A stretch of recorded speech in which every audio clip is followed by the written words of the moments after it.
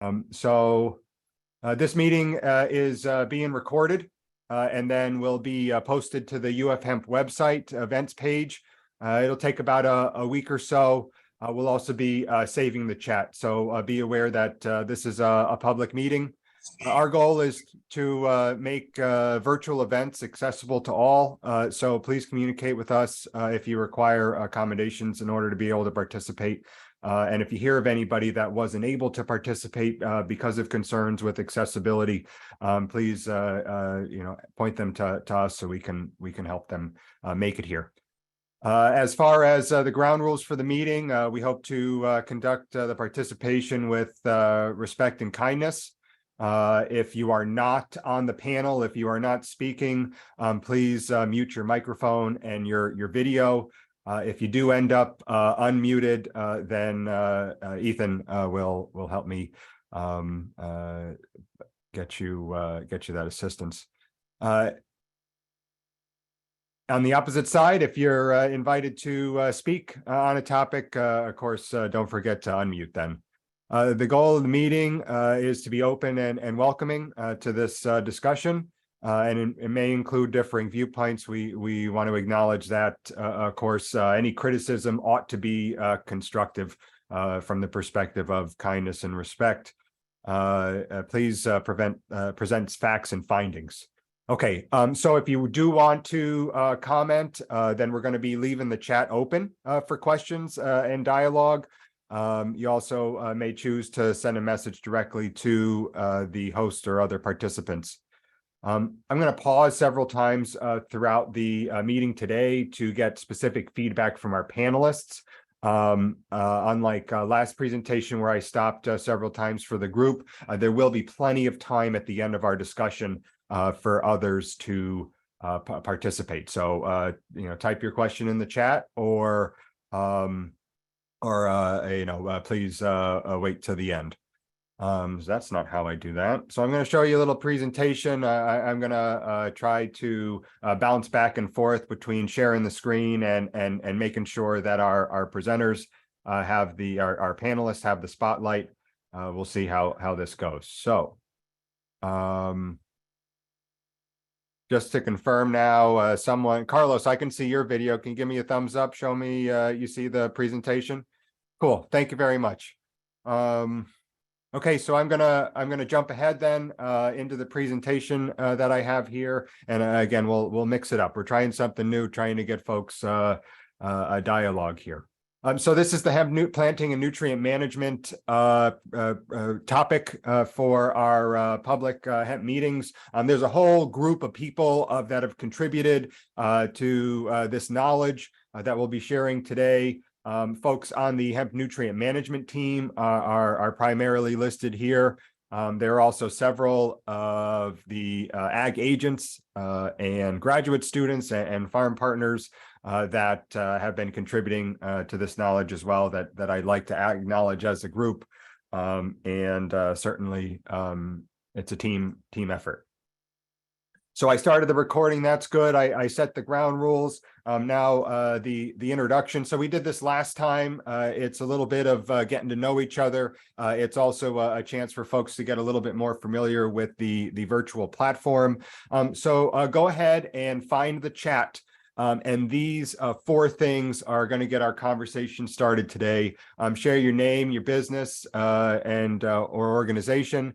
If you'd like folks to reach out to you following this meeting, particularly those panelists that we'll be introducing soon, give them your preferred contact information. This is meant to be an open and continued dialogue. And then this is the question that's important to me. So if you only type one thing into the chat, type in an answer to this question. So how much nitrogen, so that's just the element N, should be applied over the course of the growing season for a hemp crop? So in pounds per N per acre, drop a number into the chat. If you'd like to also introduce yourself, now's the chance. So I'm going to be opening up the chat so I can see that. Let's see, how do I have to open up the chat window before I share my screen? Hey, Ethan, are you seeing things come through on the chat?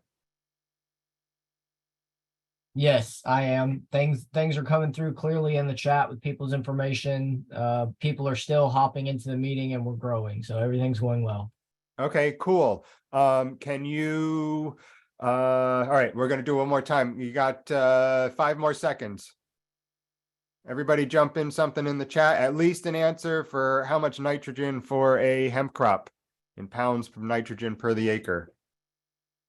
All right, Ethan, can you summarize the answers for me? All What's the right. biggest number? I'm scrolling through my list here. I see 10 pounds. I see 150 pounds, 150, less than 150, 20. Those were the Okay. brave symbols. Okay. All right. You know what? That's pretty cool. I was kind of expecting something to break the bank, several big numbers, but that's really pleasing to me that folks are aiming low. And this is just a question to get folks engaged in the beginning. We'll get into some of these details as we go on. Sounds like some folks have been listening to my nutrient management presentation, so that's pretty exciting. All right, one more thing to help us with the nuts and bolts of the meeting, particularly folks that are looking to network and build some professional partnerships, friendships here. Go ahead and navigate to your participant view and rename your profile. And I guess I can do this while I talk. And so I'm going to go rename myself to UF Hemp, Zachary Brim.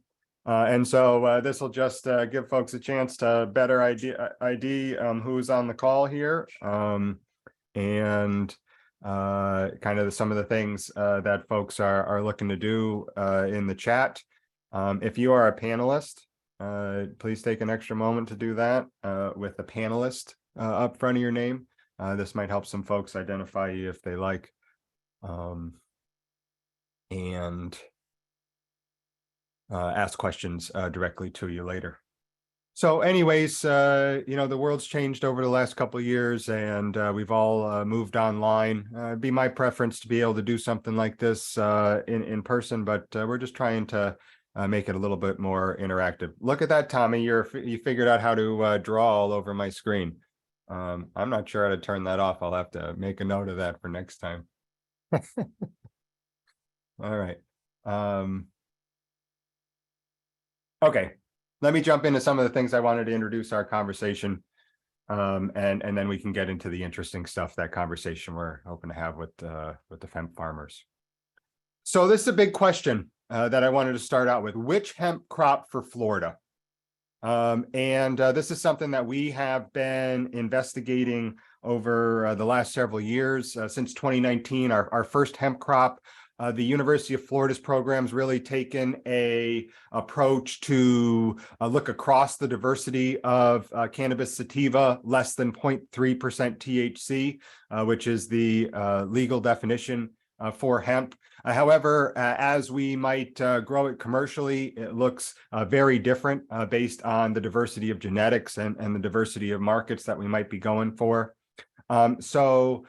This has 3 main areas that I describe. So if you're growing it vegetatively for the stem, then you probably are going for a fiber market.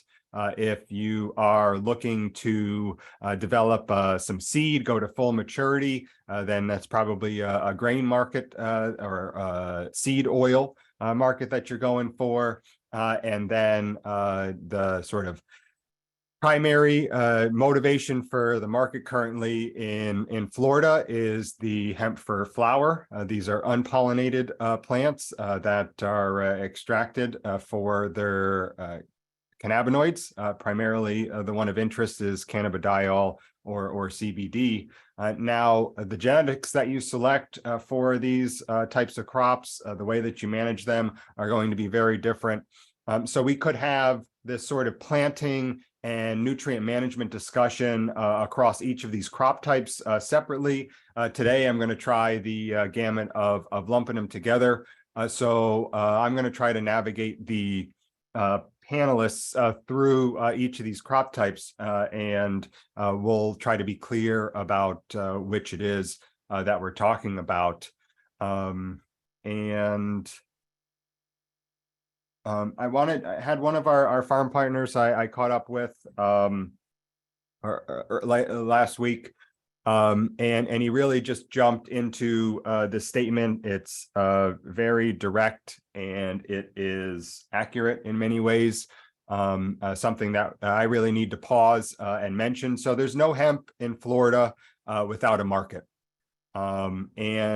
And I think that's a critical piece of what we, the University of Florida Hemp Program, and our partners in the industry need to address early on this year, identifying where, if farmers are going to be planting, where they're going with that material, making sure that there is a market accessible. So I've mentioned several markets in the crop types. The fiber market, there's bast fiber, which is the external fibers. There's hurd, which is the internal. So we got to figure out kind of what markets are in those spaces. The seeds you can develop for propagation, for genetics, to sell the seeds to be planted.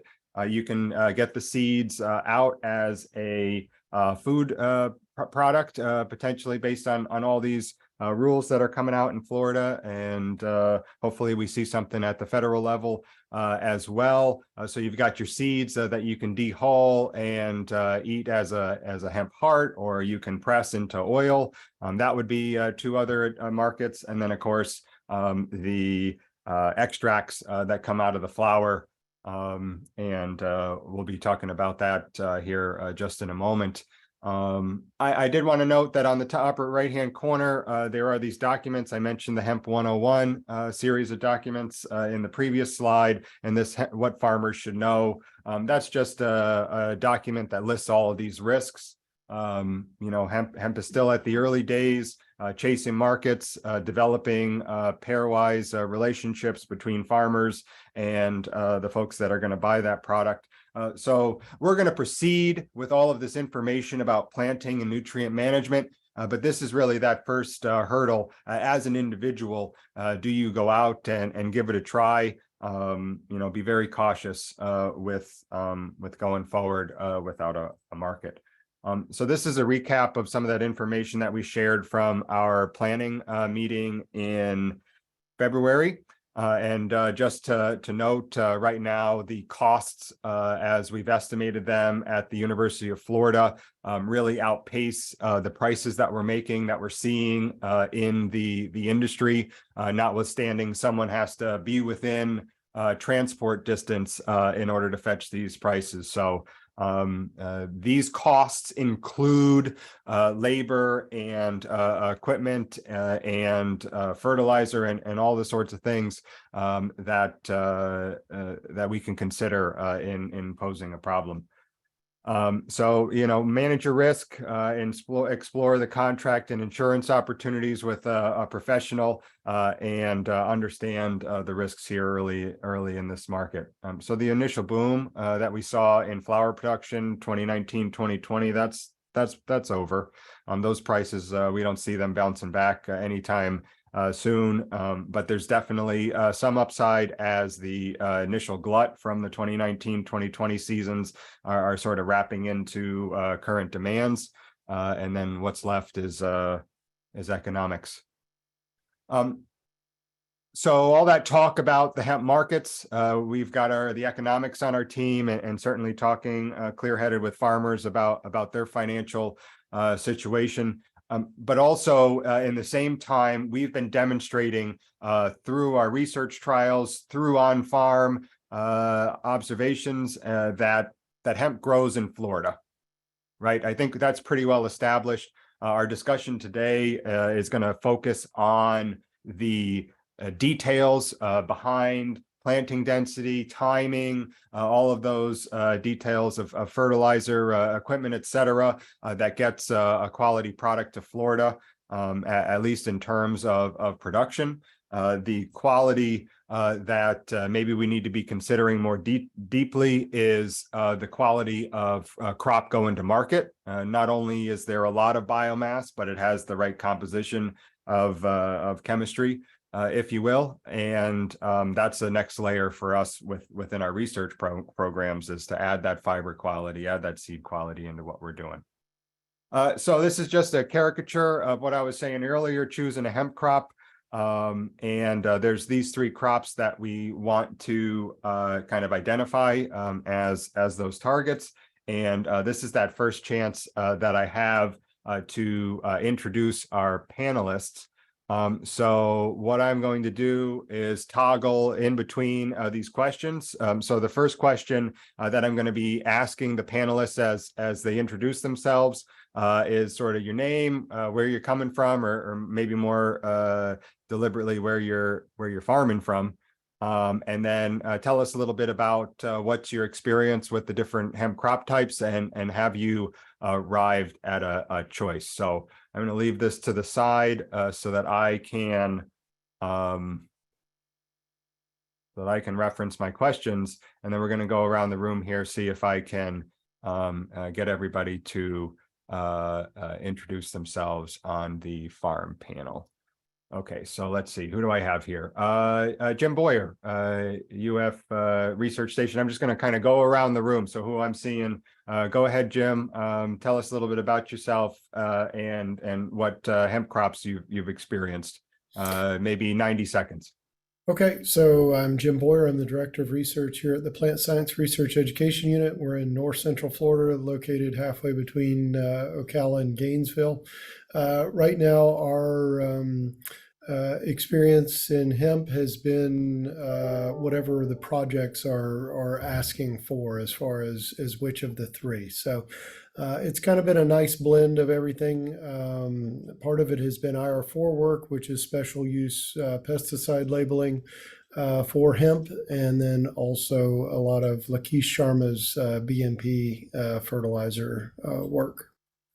Thanks, Jim. I appreciate it. Jeff Thomas, I see you here. There we are. Hey, how you doing? I'm Jeff Thomas with Tater Farms up near in Hastings, Florida, and we are not growing a crop this year, and actually did not grow one last year, but we were quite successful in 2020 and 2021 and experimenting and learning how to grow hemp on plastic. And we did the autoflower and the photoperiod sensitive varieties. Primarily for flower production. Yeah, for flower production, yes. All right, thanks, Jeff. Yep. Scott Burgett. I'm Scott Burgett with Green Earth Cannaceuticals. I've got a lot of experience with the hemp side, flower side of the plant, both in Florida and across the United States. The industrial hemp for grain or for fiber, we've done small programs, but nothing yet in the state of Florida. But I do see that as the direction that Florida should be looking into as hemp progresses. Thanks, Scott. Next I see here, Tommy Vick. You'll have to unmute. Sorry about that. Can you hear me now? Yeah, good. Tommy Vick, V&B Farms and Verdant World Breeding. I'm a fourth generation grower in Homestead. Excuse me. We started growing for flower back when you first got the permit, Zach. Started with you, and then we slowly changed into the fiber and grain side after we saw the first year, 2020, 2021, with the flower market just kind of tank and nowhere to send it. So we started putting a lot of our efforts into the the fiber and grain side, and we're currently working on genetics for South Florida and the rest of the United States that will work to the potential that we need to, in the hemp market. Thanks, Tommy. So just to summarize your answer, given the question about hemp crop types early on, motivated to the flower market, and more recently the fiber and seed production?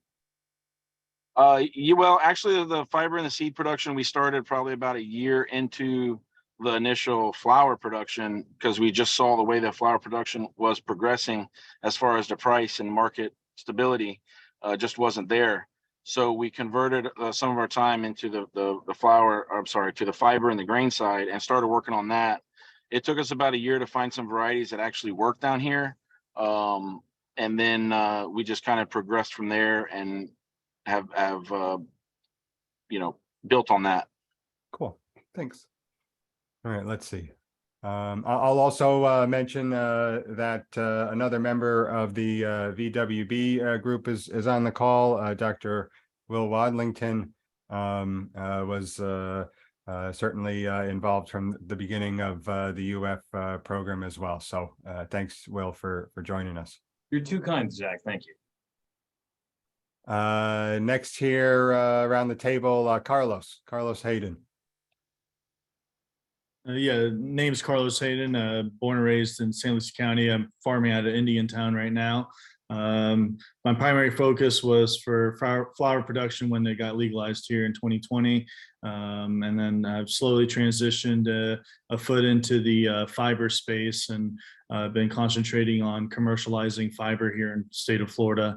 Genetic wise, working with a breeder group as well, testing out these genetics and also finding phenos and doing normal breeding practices to go ahead and find some stabilized seed that can grow proprietarily here in the state of Florida for the company that I'm part of the board for, and along with also consulting, that's Hemp Surgical out of Pensacola. I also have a consulting company for Hayden Hemp, essentially just help small to large farmers in their best management practices. I specialize in essentially teaching farmers and cultivators on how to use nutrients for hemp production, being able to cut out the leaching of nitrates, phosphates, to essentially saving them up to 50% on their nutrient costs, to even water preservation and cleaning up our soils through microbes and aminos. So that's a little bit about what I'm doing and focused on.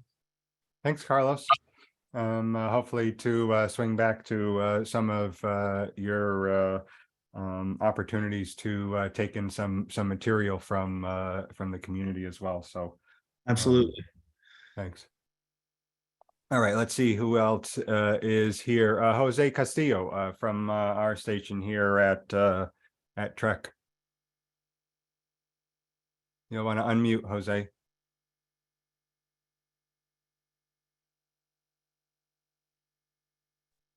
Hello, everyone. My name is Jose Castillo. I'm from IFAS Trek in Homestead. My experiences have been with all three, and basically is using different type of equipment to plant it. The grain drill, Modicen vacuum planter, and the earthways planters. Pretty much the nutrient it's SAC handles that, so we just do the planting pretty much. That's Well, thanks, gentlemen. That's our panel for today. So we've had a chance to introduce the folks here. Just to say it again, Jeff Thomas, Jim Boyer, Tommy Vick, Scott Burgett, Carlos Hayden, and Jose Castillo. So special thanks to these folks for joining today and helping me navigate a conversation. We're just going to jump right into the next question. If you kind of want to wave your hand or give me a thumbs up, I'm just going to kind of pass the question around the panel and see how things are going.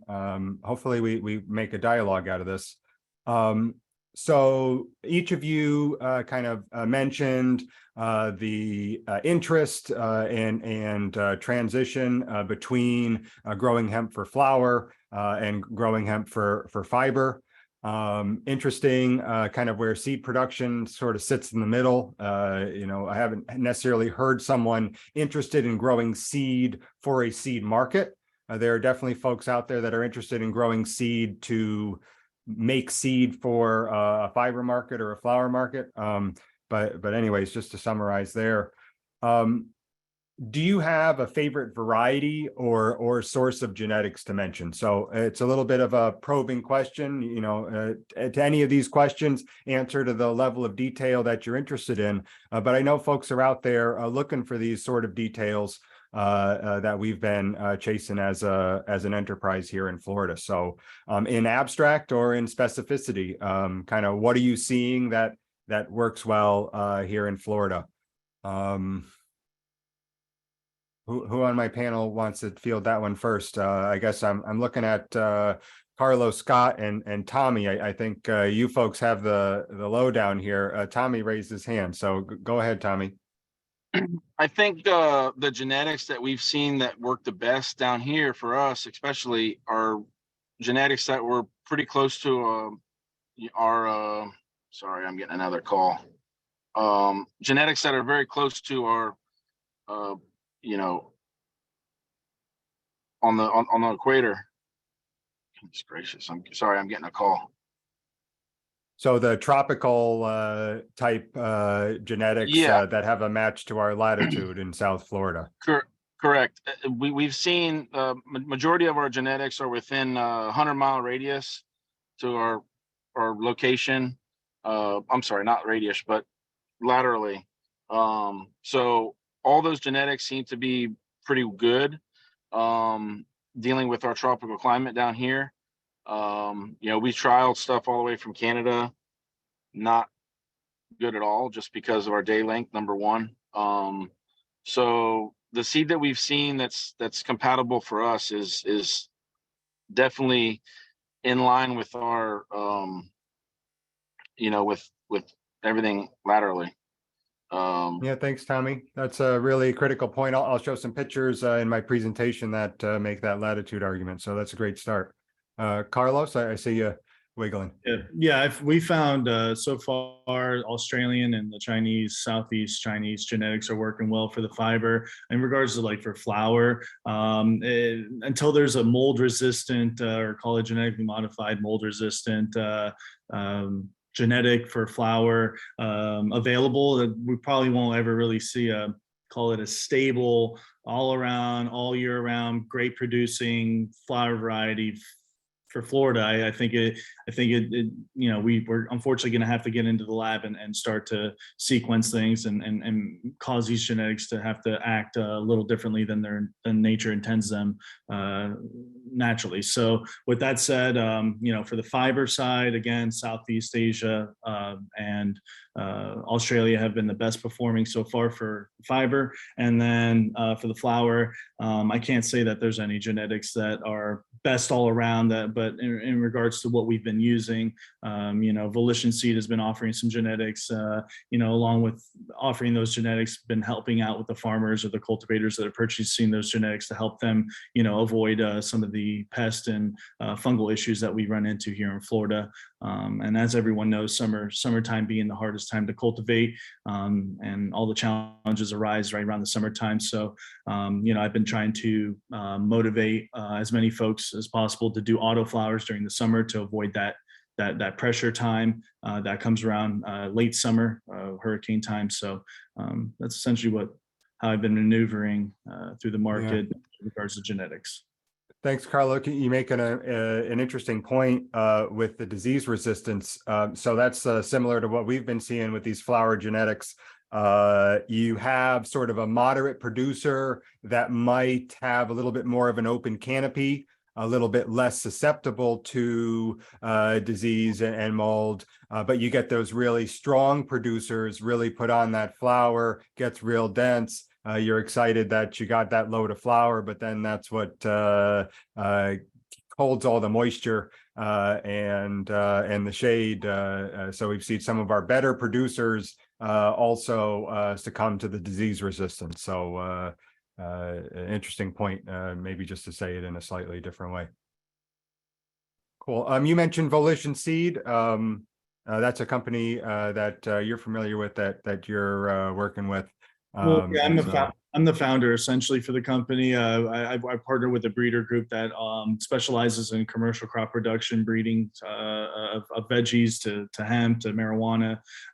So essentially, we've been heading those varieties, and we have a few new ones for this year. But you know, we're still waiting on that mold resistant variety to come out, wherever that does come, wherever it comes out of. That'd be great. But yeah, no, essentially volitionseed.com. You can see some of the stuff that we've been growing here in Florida, and we do have a couple that I didn't list on the website there just yet. But we have Casino Royale as one of our new varieties for flower production, and then we also have Legendary Kush Hemp, which has been one of the tried and true, call it Bubba Kush background to that Legendary Kush that's been a tried and true producer, and you know, call it more mold resistant than some of the other varieties that we've offered. Okay, thanks. Let's see who else is here from our panelists. Scott, did you want to say anything else about varieties or sources that you like? Yeah, like I say, I think the main focus, like I say, everybody's pegged into is the latitude, and the next is just dealing with our humidity. It's going to take a period of time to get plants climatized.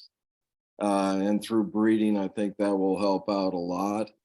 But the latitude, dealing with our photo period, and again, for Tom down there, I measure in flower all the time. Because when we brought genetics in from Kentucky, they were flowering year round. And if they weren't in flower, they were definitely in pre-flower. The same genetics over a period of time are starting to seem to adjust more to our photo period. But like I say, the humidity and finding the right seed and the right plant, I think, is going to be important. Cool. Yeah, and I think what's interesting to hear from the panelists is the industry and the research seem to be somewhat in the same place. We've all experienced a long list of varieties. We're starting to see the challenges that are universal, the match to latitude, the access issue, and the disease susceptibility. What I'm trying to say in a different way is that we don't hear one name sort of come back again and again. You know, there's favorite peanut variety that's grown across the state of Florida kind of deal. We don't necessarily see that yet in hemp. So, you know, at this point, finding material that you have access to and making sure to ask these detailed questions, how to perform in southern subtropical climates. That's kind of where we're at for the state. So anybody else from the panel? Jeff, UF team, anybody want to say something? Of sure, course, we go haven't grown it in 2 years, but we were using Maverick and cherry wine. We trialed quite a few varieties, whatever we could get on the market at the time. And you know, the more open varieties that allowed air movement around the plant, we had some pretty good success with. And we found we did spray you know, on a bi-weekly basis with you know, some organics, and but the main thing we found is that there's a critical time when those buds form. You've got to get it into the dryer and get it dried, and because if you don't, you're pretty much dead. But so it was a timing issue, and we figured that out and had some good success with it. But it is very, very critical. It's you know, it's within 24 to 48 hours you have to have that crop harvested, or you can lose it. So thanks, Jeff. I appreciate that. And now I'm showing a trying to toggle my chat. That's why all the clicking, but now I've lost it. So Ethan, if you do see someone jump in with a question or a comment in the chat, please help me. I had it up and then I lost it. So all right. So that's kind of the overarching status of the industry for our farmers in hemp, growing across the crop types, flower, seed, and fiber. I'm going to jump the conversation into our discussion of land preparation. it really is time to get started. If you expect 6 to 8 weeks to prep your land and be good for planting season, kind of now's the time that you want to get started, especially if you have a bunch of residue and biomass in the field. But this one, I'll go around the room specifically. If you are a farmer that's done both flower and industrial types, you can give me 2 answers. Please try not to kind of overlap a little bit too much. So Carlos, you found yourself in the upper left-hand corner of my screen. The question is, how do you prepare the land for hemp planting? You know, you doing it on the flat, you're working up some mounds, you covering the land with anything, you come up with a strategy that you like. Yeah, no, essentially for flower or fiber, just, yeah, definitely doing beds. That's what we found to work best. It does add to the bottom line of the labor cost per acre, but essentially it's the best performing style that we found to work. So essentially running beds, and then of course, you know, running it without plastic on the fiber side, running it with plastic on the flower side. And yeah.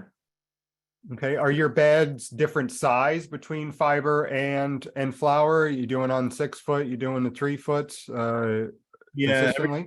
yeah, everything's been 3 foot for flower and fiber. Haven't experimented on the 6 foot beds too much, more so on the 3, and that's what's been working really well. I think mainly it's based on the farm and their capabilities, but essentially both crops definitely require some controlled irrigation of some type. In my experience, just depending on the mother nature, is just not enough. I mean, look at now, we're in a drought. You know, you see all the grass all around South Florida, it's all dead everywhere. That doesn't have irrigation in place. So this is just a prime example of why I'm saying we do need controlled irrigation.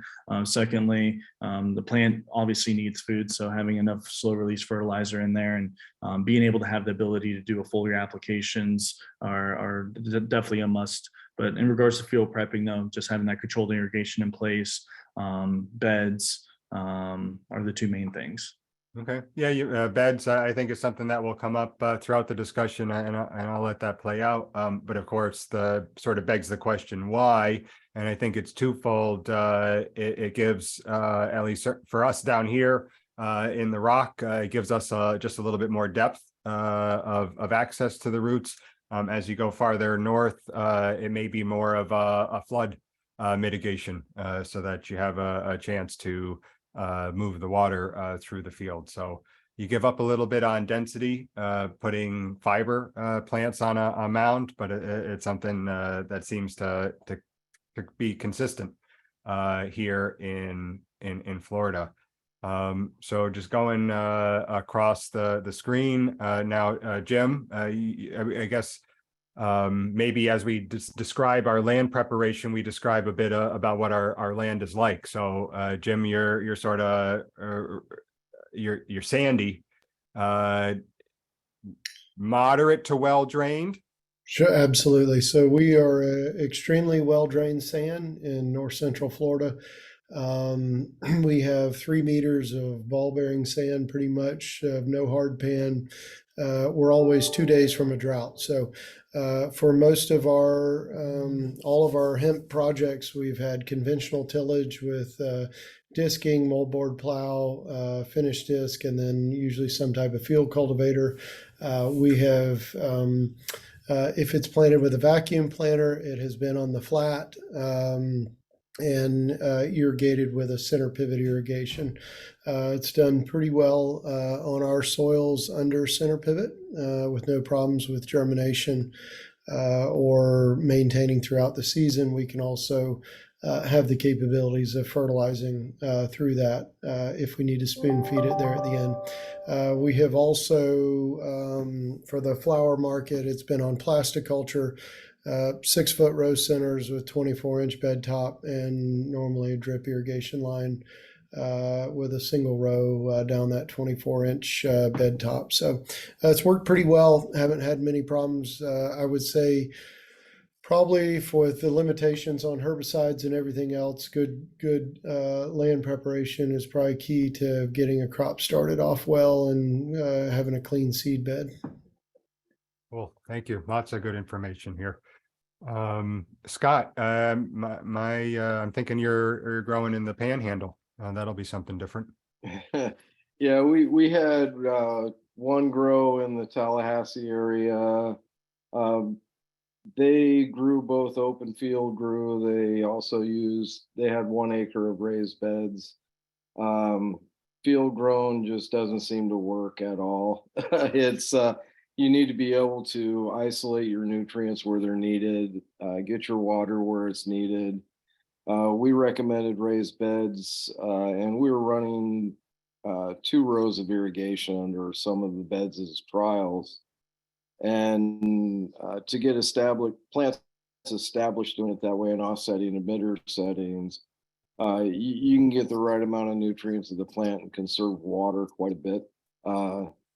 There, with the water management programs, we had a couple farms that had the moisture probes where you could actually track water depth, and being able to dial those things in and really pay attention to those things.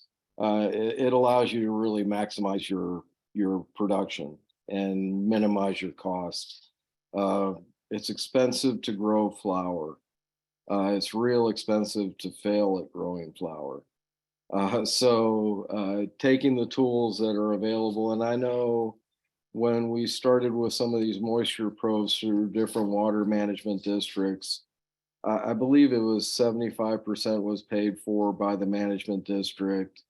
They were really looking for people to do these things. So I know if farmers want to contact their management district, it's a good tool for moisture control. Where I'm at in Gainesville, it's sandy. Our farm here, this is one that we ran double irrigation and raised beds. And you need at times to be able to pump water that quickly to save plants. They can go from looking good to almost laying down quickly in that sandy soil. And being able to, again, deliver short periods of watering to water that bed and not saturate something. And following moisture probes, you can really reduce water and nutrient use. That's a great point, Scott. Thank you. And maybe just to clarify, when you were saying it's really tough to field grow hemp, what you mean is leaving the land flat without mounds or beds. Is that correct? That's correct. We did flat farming. We did raised beds, not covered beds, but mounded irrigation.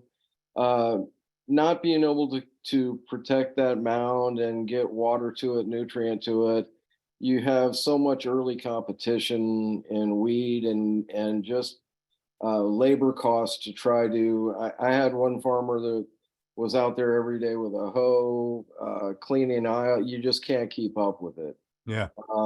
And again, hemp doesn't like to be wet. So if you have low-lying areas and don't have drainage, stay away from those areas. It's a recipe to fail, in my opinion. And it's just an increased cost. So managing the land, what you're going to plant, but to try to do it in an open area, I just think it gets a lot of competition early. It's competing for the nutrient as opposed to having the nutrient right there. It just didn't seem to work anyway that we've had people try it. Yeah, thanks. Let's see who else. Jose, did you have anything to add? You are a +1 on the vote for doing it on the mounds, I think. Nice. Okay. Well, Zach, as you know here, our soil type, it's an issue to begin with. We got the more rocky calcareous soil, less than 3% organic matter. So, I mean, our challenge has been trying to get the seed at a proper depth to get emergence. But it works, as far as planting, it works well on flat and mound. The reason we go to mounds, again, because we plant right where the rainy season begins. And if the plants are too small, then, we get, sometimes we get up to 5 inches of rain in a day, and that kind of like stresses the plants. But on for the flower, we do it on plastic, 6-foot centers, double drip. That seems to work very well. But that's the again, we have done it on the flat on a 7-inch spacing. That works as well. That's all I have. Yeah, thanks. Let's see who else is left here. Tommy, did I get to you? You have something to add? Yeah, I would say the biggest key is land prep, getting the land dissed and properly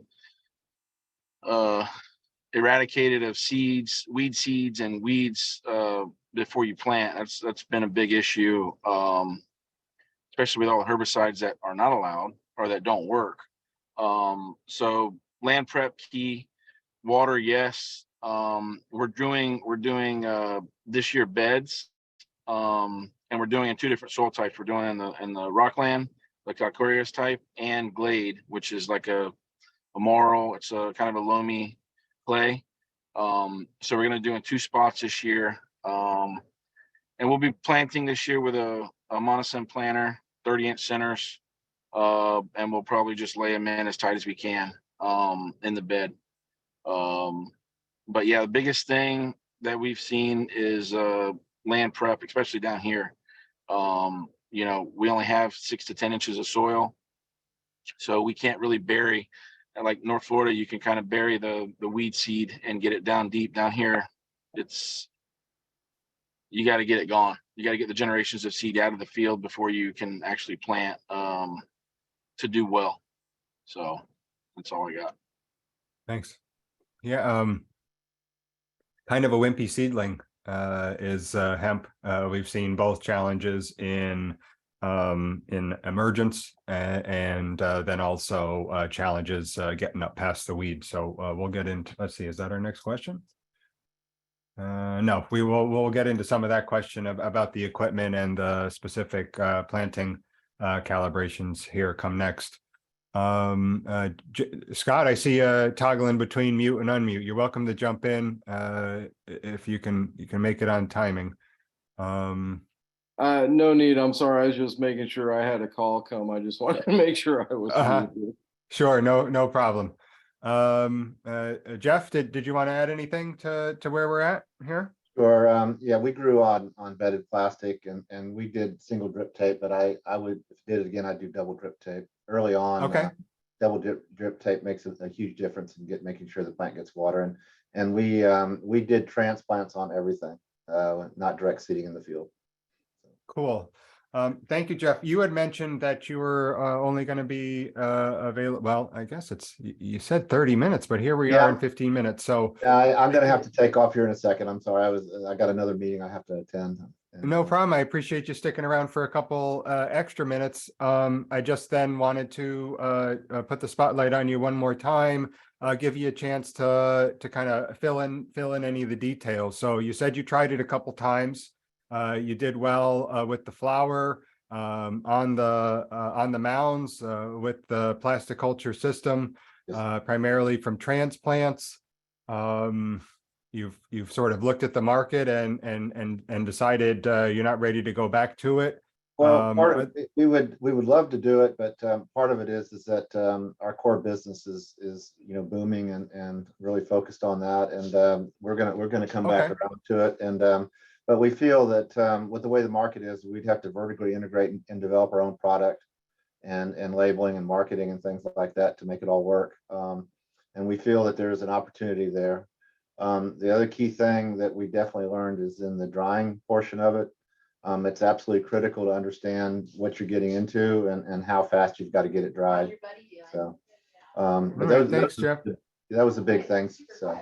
Yeah, did you want to comment at all before you leave on planting timing or fertility? How you went about considering that or doing Yeah, that? the timing, we do the autoflowers in the winter and spring, and photoperiod during the summer. And we feel that you could, the autoflowers with breeding could lend itself to really planting every week and harvesting almost every week of the year. We did 3 crops on our plastic, and we're successful with all 3 crops. So, you know, and we're up here in Hastings, and you know, on a sandy clay soil, and it seems to work pretty well. We have pretty good breezes in the afternoon, and for drying the plants out and helping to prevent disease. So we feel like we had some success with it. So.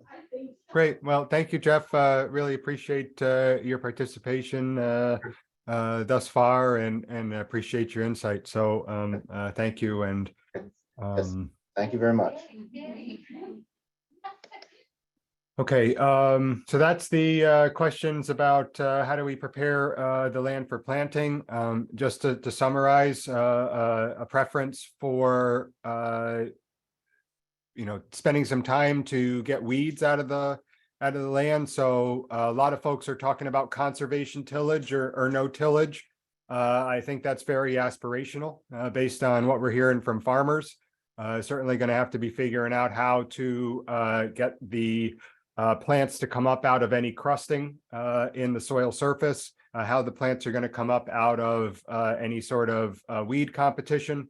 And so most of the farmers we're hearing from today are suggesting that they're doing that by developing mounds or bed systems, in some cases using plastic mulch to cover the mounds as well. So just a brief summary on what I've been hearing there. Does anyone from the panel or from the group want to kind of disagree with something that I've said or we've said as a group? Anyone from the audience have an additional question or comment to make?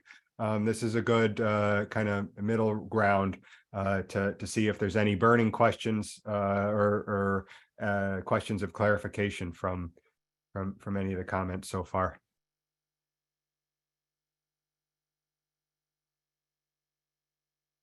Okay. So the next segment, maybe the next 5 or 10 minutes here is going to be on planting date and procedures, the equipment and the strategy for doing that. This will be another one we can go around the room for. So I'm curious just about dates. You know, this could be a quick answer. We'll do a lightning round. So I'm going to go through the panelists, and I'm going to say, so Real you know, quick, there is the what's your question in date? the chat. Oh, good. Thank you, Ethan. So they're asking if most farmers on the panel have their own equipment. Okay. Yeah, we can, sure. So it's a lightning round with 2 questions. So for the plant types, flower and industrial, when do you go and plant? You know, pick a month or a window, and then equipment, yes or no. We'll get into the equipment details later on in the discussion. So again, just going around who I see at the table. The table keeps flipping around. Just you know, nobody stays in the same place in Zoom. Tommy, you're in the top corner now. Hey, yeah, for flower, we have equipment. We have plastic equipment. Also for fiber, we have several different types of equipment, whether it be monocent planter, air planter, or grain drill. We have all that equipment available along with bedders and stuff like that because we grow vegetables. So we have everything for, you know, that a fully functioning farm needs. We just use it for this application as well. As far as time periods, the flower, when we were growing any different time, any time of the year, because we were using supplemental light in the field. So Okay. we could grow our main plantings went in wintertime. And we had supplemental lights in the field. We turned them off when we wanted to go to flower, and we produced our crop that way. As far as fiber goes, typically in May or June, we'd like to go in for the summer because you're on a day length period. for those crops. That being said, some of the varieties that we're looking at now that we're breeding, we're seeing that we're having at least a 6 to 7 week veg period, no matter what time of year you're planting.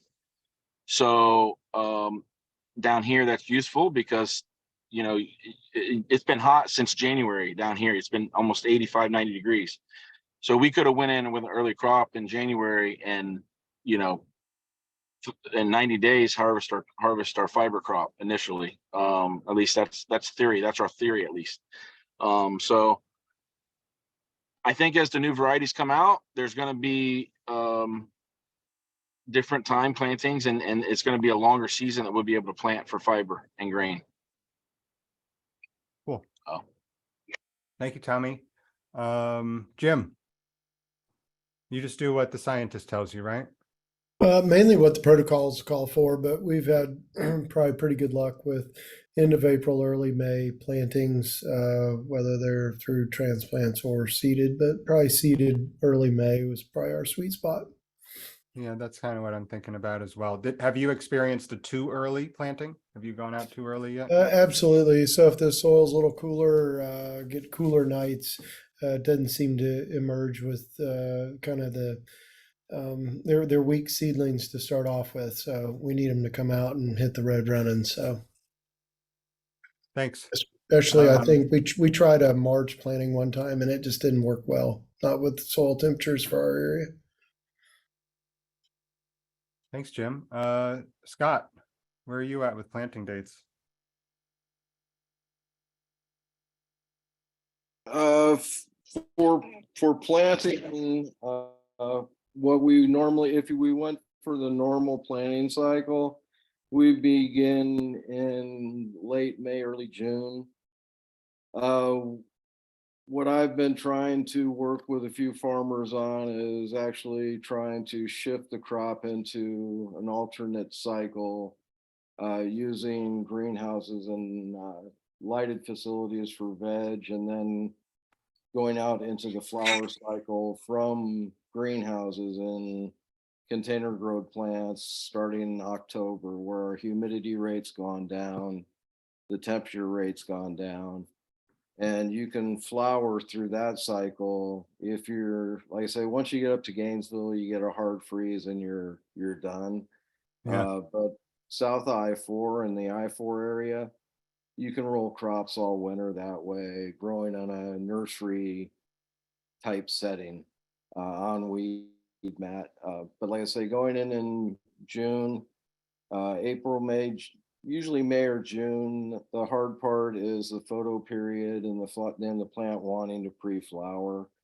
We combated this, and I know Zach won't like it. We did it with nitrogen. Hitting the plants with a high nitrogen fertilizer with like a 3-2-1 ratio. We're using 30-20-10, and we could pull that plant into a more veg state. If you hit it too hard, you'll take the new leaf right down to a single finger lead. And I've got some really cool pictures of taking plants in a greenhouse completely out of flower with nutrients. So again, I think there's a lot of research that can be done in the nutrient side of this to help us with the photosensitive side of it. Once we wanted to start taking them out of that veg state, we went to straight across the board even ratio 18-18-18, and then we switched to 10-20-30 in the flower side of it. But I think for quality flower, and I think there's a great opportunity for nursery setting, outdoor, where you feed a certain amount of weed mat with a certain amount of lit greenhouse. All of our field planting, we did nothing with seed. We did all clones, and most of them came in we put them out in 32 count cells to our farmers. And that seemed to be pretty much industry standard. You mentioned pre-flowering. Can you describe a little bit more of how what that means for the plant, how you're determining that observation?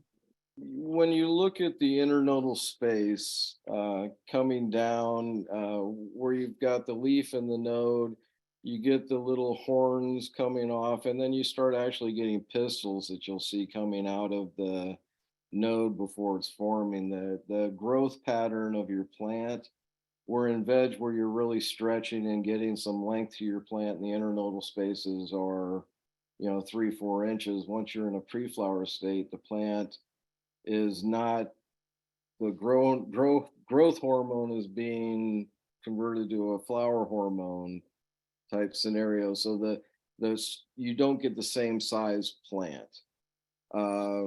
It's the new crowning leaves look almost like palm fronds coming out with frizzle top almost. And when we didn't run a higher nitrogen fertilizer to get them out of it, the plant in my area, and these were coming out of Kentucky still, so they weren't climatized. This did get better in future rotations, but they were just 30 minutes shorter a day length. I think they would have been in full flower all the time. Okay. So we had farmers planting in July or June that you'd put a plant in the field and it would go into flower. You'd finish out with a 10 to 12 inch plant that had nothing for biomass if it didn't get fungus ridden. But that's what a lot of people saw. A lot of our farmers initially used our lighting. They went and rented these generators and stuck lights in the fields and realized that that's a great way to attract caterpillars. Every moth, everything that, I mean, it was just an incredible pest problem. The other thing that we worked with, or that I've worked with, and I think a lot of farmers might neglect it or not look at it as much, is calcium availability. We tended to get healthier crops, less pest pressures with use of CalMag into nutrient solutions. Okay. We also had plants that could hold more weight that way. We stayed away from the plants at Hercules, Goliath. These names were big bud plants that seemed to be big botrytis problems. So as you're looking at genetics and breeding genetics, as I said when this first started, we're not really growing hemp, gentlemen. We're growing medical marijuana plants. They're low CBD medical plants. By breeding it back to sativa L, you get more of the sativa dominant characteristics where you have higher, better nodal spacing, better airflow. It's a more mold resistant, fungal resistant plant. The characteristics of what you see in the field for a flower plant is typically not what you would expect a landrace sativa plant to look like. So there's a lot of genetics going into these plants for cannabinoid content. And again, they all have a period where you have to test them or they're going to be hot. I don't know of any of them that finish at 0.3. So again, I think a lot of it goes back to breeding and isolating the right plants, but also following latitude. And it's just going to take some time, I believe. Yeah, thanks, Scott. Well, there's a lot to unpack there. Again, there's a period of time in flowering for the cannabis plant where it shows the properties of maturity.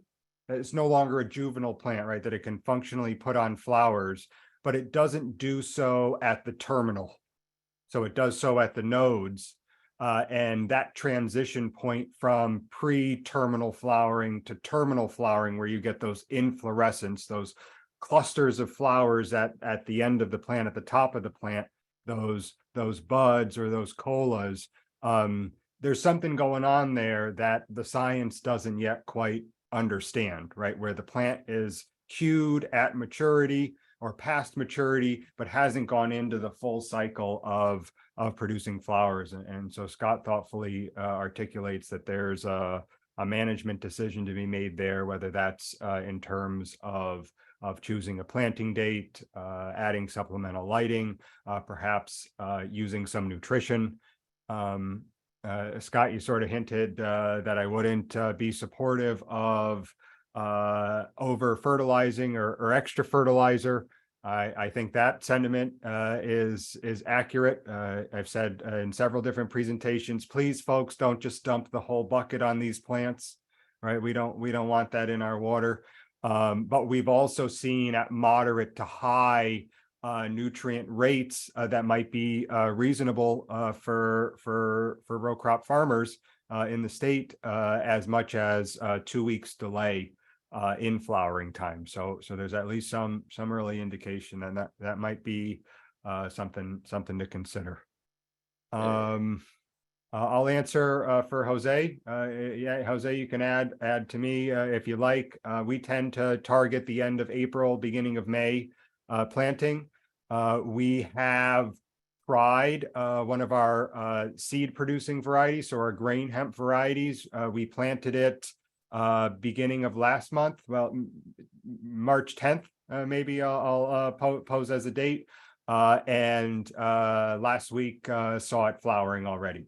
So there is this idea that you can plant too soon in the span of the night length. So if the night hasn't shortened up well enough for the genetics, the plants will flower. We'll follow it along, see if it goes back. Sometimes the plants can go back. You trick them back into vegetative stage. I loved what Scott said, is like, once you've given the plant these transitions, there's something going on in the physiology. There's something going on in the hormones that are going to change the way that the plant grows. So all that's getting in the way. Jose, can you tell them a little bit about our tie drill, our monosem? I think we've heard others use the monosem. We also have the grain drill that we've included in our equipment as well. Yes. So for the grain and fiber, we use the grain drill. We fit in 7 rows at 7 to 8 inch spacing.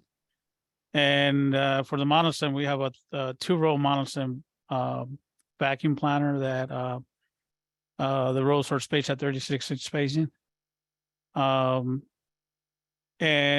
for the flower hemp, we have the equipment for mulching, for the plastic culture, and the other equipment we have, it's the last thing we have, it's a cultivator that we use after planting for the fiber and grain. Yeah, to get in between the mounds. Yes. Scott, I meant to ask you, you've mentioned most specifically the idea where you were taking transplants and putting them out into the plastic. Have you been able to automate that any? Is that just a whole lot of labor? Some of the folks down here with the tomatoes, sit on a chair behind the tractor with a conveyor belt that's given them the plants. Have you integrated any of that equipment with your operation, or mostly just the labor? With what we're doing right now, it's been on a smaller scale to do that, but I would see it basically just like any other regular commercial nursery operation, where you'd have a headroom, you'd have a cloning department, pot up into a early veg compartment or product like a 4-inch, up pot into a 3, then it's out into greenhouse under light for a veg period of 4 to 6 weeks. And if you time it right and hurricane season is about over, the photo period, you're under 12 hours. You put them out, put them on weed mat, and you start the flower clock. And you were mentioning seeing the little crown and the pistils at the top. A lot of people don't understand, when you first see that and you've got a crown that's about as big as your pinky, you're 2 weeks into flower. Right. Yeah. A lot of people think, oh, I see the flower, I'm now in flower. No, you're 2 weeks into it. And that confused a lot of farmers when it came to talking to cannabis people. that have been in the industry, well, what week of flower do I test? And if I tell you 5 and you don't count till you see a flower about the size of your pinky, you're going to have a testing issue. Yeah. So now, as far as planting and row crops, they use the seeded planters. I do know nursery groups that have conveyors where, when they're laying out rows and rows of weed mat and plants on it, there are carts of plants and they've got little conveyors that can offload stuff. So there's ways to do it, but there's a lot of labor involvement. But it gives you same opportunity to put out 500 square feet of weed mat. I'm going to set it and lay it out to flower today, and tomorrow I'm going to lay another. Next week I lay it. You can run it like a nursery operation. You can get a very good estimate of what your yields would be. You take out a lot of the environmental risk of being in Florida with hurricane thunderstorms. You take a lot of the risk of fungus, botrytis. It killed me to watch farmers with fields of hemp that look beautiful, and they send you a picture with one plant that the buds getting dark and the plant's looking sick, and it's you have botrytis, and oh well, I'm going to go pull that plant. It's like, no, you just haven't seen it everywhere else. You have it at this point. There was a big issue. So like I say, being able to get it out of that humid cycle is very, very beneficial. Yeah. And again, it gives us a better opportunity, and it's nice to know people are working on getting pesticides and fungicides labeled for hemp. Until we have that, it's incredibly hard in the regular photo period. Terribly hard. Thanks, Scott. Yeah, the next meeting will, I believe it's a topic for us to have some of the folks from diseases, pathology and entomology partners at UF will be speaking a bit about some of the things to watch out for in terms of those diseases. My bias working from the agronomy department at UF certainly has me de-emphasizing this point, but I want to make it clearly given your mention. I tend to talk a lot about hemp being grown outside in land, sort of targeting row crop farmers, given the sort of research that we've been doing out of the University of Florida. But the industry has very clearly shown itself to be one in Florida that benefits from being in a controlled environment. And so whether that's through the propagation phase and then setting it outside afterwards, or doing the whole cycle in the indoors, that was sort of something you mentioned with the flowering time. Flowering time is not determined based on some physiological observation on the plant. It's determined by changing the lights in the room. And so just by that fact of having control of the lighting environment really changes some of the words that's used, some of the ways that we understand the plant. So thank you. That's helpful and important information. Okay, so that was not a very successful 90 seconds each answer from our panelists, but there was plenty of useful information in there about planting dates to target. So it's another one that's important to understand your genetics and what length of night the plant might hold up to. Around Florida, given the genetics that we've tried, it seems as though that end of April, early May is a good window, particularly in the southernmost part of the state. You might be able to extend it out into frost risk area zone in the northern part of the state. And of course, based on your genetics, that's going to impact the type of work that you do, the type of choices that you make for timing. So I'm just going to show my screen again. I have a couple pictures that I put together and just to articulate this. So there's my screen, and there it is without the Okay, good. Will's name is over here on these pictures, so I can give a chance to acknowledge him again and the hard work he did for the program early on. These photographs were taken from our planting in 2019, and it's just one of my favorites because it really nicely articulates some of this issue with planting date, just to say it in a couple different ways. So in the front is genetics from northern latitudes, the European varieties that we tried. In the back is the Southern Chinese varieties. These plants were put out on May 1st, and this picture is taken some part way into June. And so you see the genetics that match our latitude, holding on to vegetative growth at the same time as these plants from northern latitudes that are flowering. And so same plant, Cannabis sativa, hemp, and the genetics really impact the way that flowering happens.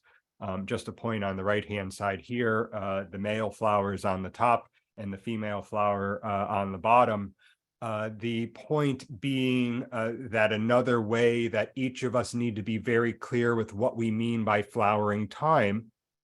Okay, we'll talk a little bit about harvest later on in the year at one of these public meetings. And someone might say harvest fiber at the start of flowering. Okay, that sounds like it makes sense.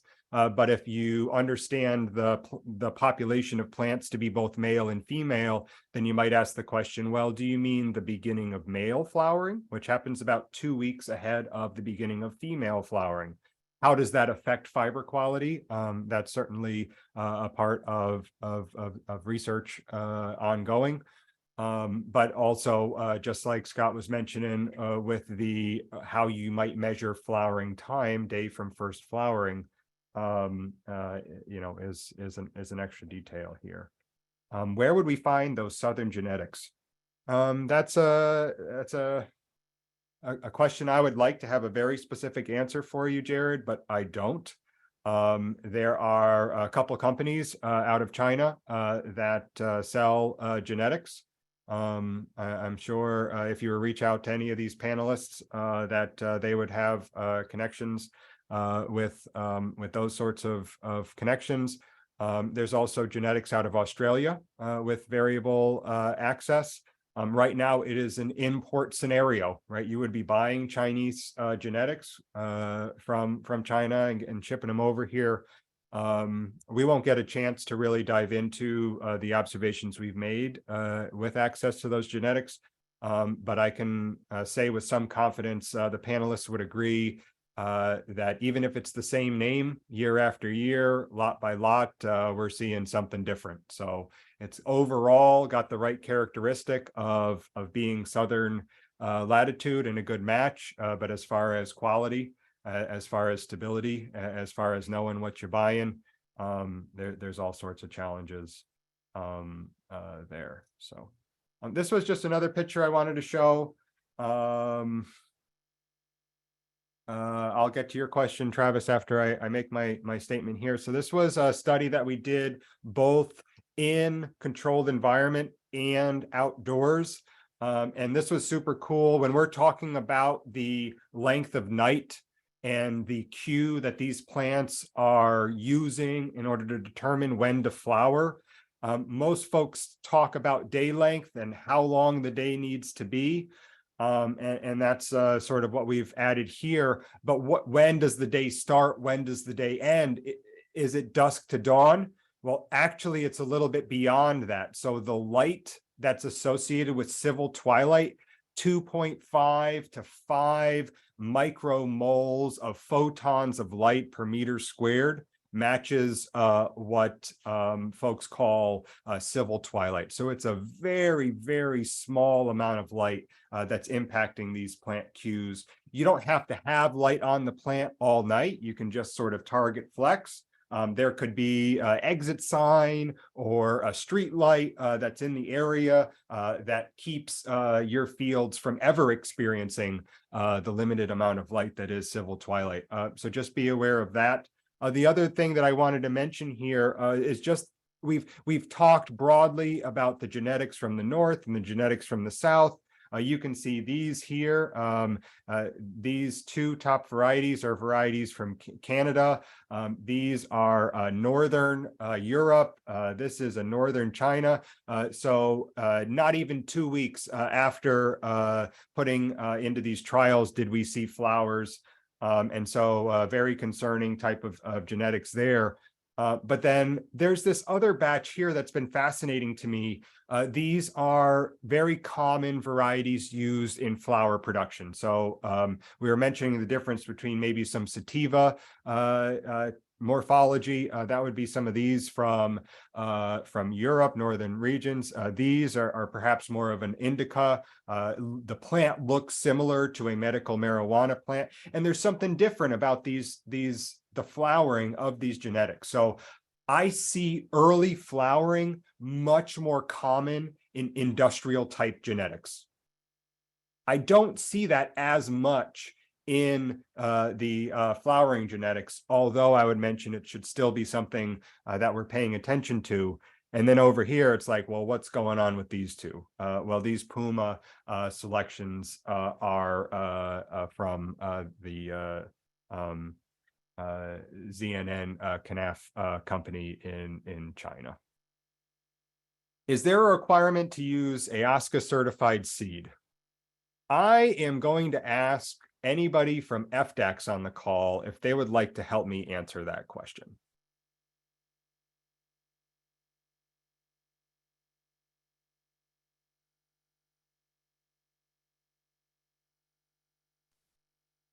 Jerry, would you like to help me answer that question? Mr. Jerry Fankhauser, University of Florida Research. I just had a sinking feeling you were gonna toss me that hard ball, I answered it last time. which it was coming 90 miles an hour with the spin on it. Okay. After 15 seconds. I think the best answer to that question is that it was outlined as such in statute, state statute. It's in the rules. So theoretically, it's enforceable. With that said, I'm not sure, and I can be corrected very easily by anyone from FDAX. I'm not sure there's much enforcement, if at all. But if you're going to go out of state, if you're going to grow your business to the point where you're more exposed, you probably need to do the right things. So I'm not a lawyer. I'm not giving legal advice. But statute says it must be not necessarily AOSCA certified, but pilot project or by some certifying agency in any one of the 50 states. So I believe the state of Connecticut does certification, Colorado. It could be AOSCA.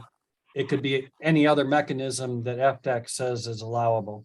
Good afternoon. Can y'all hear me now?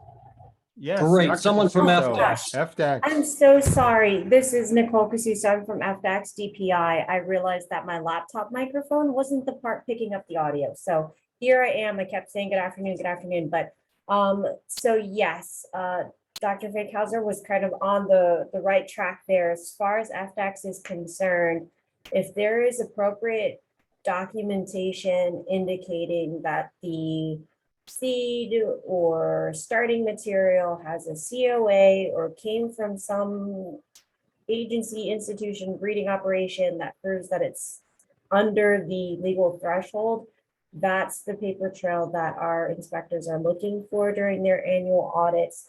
And again, that clarification, it doesn't have to be AOSCA specifically. That is just one of the seed certifying agencies that is recognized, and the AOSCA website has a few different contacts depending on if it's the Southern Seed Certifying Agency, which covers several states aside from just Florida, and reaching out to some of those contacts might procure some reliable source of material. I'm not sure, but that's kind of the information that we've provided to any individuals asking about how to obtain certified quote unquote seeds. So there's no template, there's no exact document that we're looking for to prove that, other than does it have a COA indicating it is less than 0.3% total THC. Thanks, Nicole. And I'll add that although we've kind of shelved our clonal approval program, we did have for the most part, flower clonal approval program at our Mid-Florida Research and Education Center. And if you get on the FTAX hemp site, I believe Florida A&M has a certain number of approved seed varieties and cultivars, and we have clonal approvals, I think upwards, Zach, of 20 or 22 of those different cultivars that were approved back in 2021, 2020. But there was no demand after late 2021, so we tabled that program that Roseville Farms was helping us with. Right, and the critical distinction there was 12 weeks, less than 0.3% THC. So just like Dr. Casuso from FTAX was sort of mentioning, that certificate of analysis that describes your material to have those characteristics sounds like that's what they're looking for. So we include a certificate of analysis as a primary piece of our documentation at the University of Florida when we bring in any plant material from a seed source or a nursery.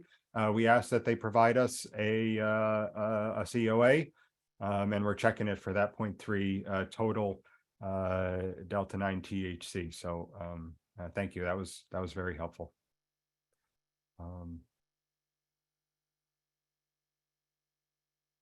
Okay, let's see. I got one more question about planting date and procedures for the group, and then we can spend the rest of the time on the fertility and the wrap up. So we've talked a lot of folks on the panel have nicely answered several of these questions that I've been asking as we've gone along. So let me ask the group if there are any additional pieces of insight that they'd like to add or details. The question is openly, how do you plant hemp? So what do I mean? Are you choosing seeds over transplants or vice versa? Maybe more interestingly, we haven't heard much about planting density. So what's your plant densities for these crops that you're targeting? We have talked a bit about the equipment and the labor. So yeah, seed transplant or plant density. Who would like to start there? Carlos, go ahead. Yeah, we found, if you're growing for biomass purposes or on scale, planting from seed's been the most cost-effective way to farm. And then, of course, if you're on the craft or smaller farming side of the hemp flower production, transplants help a lot with that. But over the recent market maturation period that we've gone through in the last couple of years, transplants have essentially become pretty pricey versus seed. So with that said, you have to really do your cost analysis and really understand your target market if you're going to make a choice whether you do transplants or seeds. I personally love just growing from seed. I personally see when you're on a farming scale, not necessarily growing indoors, more so talking call it large scale greenhouse or outdoor farming. Growing from seed, I've seen a lot more resistance in the plants versus clones. I also see a lot better stand establishment from seed versus clones. I know that there's that challenge in regards to getting the seeds to germinate. I know that's a challenge for a lot of farmers, but it's mainly just having that proper planting depth, which is typically that 3/4 inch into the ground. And of course, keeping that soil, that moisture, that top 3 inches pretty moist. I don't want to say wet because that can come off in different perspective meanings depending on who you are. So moisture, 3 inches, 3/4 step, starting from seeds, more cost effective. I also feel like you get a lot more resilience in your long-term production value. Thanks, Carlos. So for flower type, what's your target planting density? Yeah, so for flower, autos, if it's outside of the summer season, you're probably looking at around, depending on which auto it is, but variance is 10 to 20,000 seeds per acre. When you're talking flower outside of the summer, or I'll make this simpler, flower being grown during the summer season in Florida, you're doing about 2,500 to 3,000 plants per acre. Outside of the summer season, you're going to double that up. if you're using full terms or call it photoperiod sensitive All right. plants. How about the fiber? When you're doing fiber, what's your density target? Yeah, so for fiber, we found, we're using essentially we're doing like 2-inch spacing with our fiber varieties, the two that we're working with currently. And we're finding that planting at least 50 pounds of seed, which is about 1 million plants per acre, has been the sweet spot. We've done it with half the amount of fiber seed to the full amount, and we're finding that we're getting a lot more yield on the 1 million seeds per acre versus the 500,000 seeds per acre. Cool.